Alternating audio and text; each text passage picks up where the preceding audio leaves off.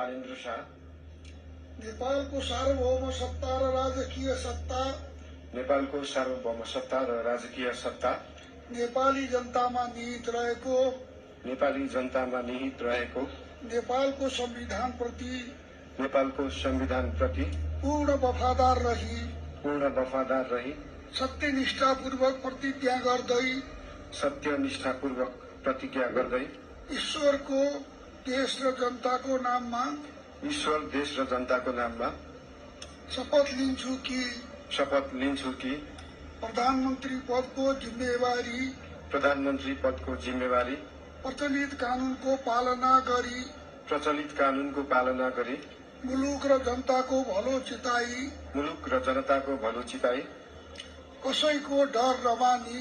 कसैको डर नमानी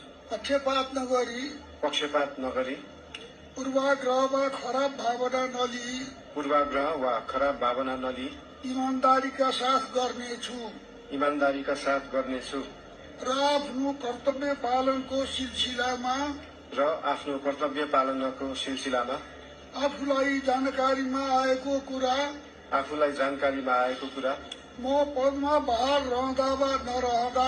म पदमा बहाल रहँदा वा नरहँदा जुनसुकै अवस्थामा पनि प्रचलित कानूनको पालना गर्दा बाहेक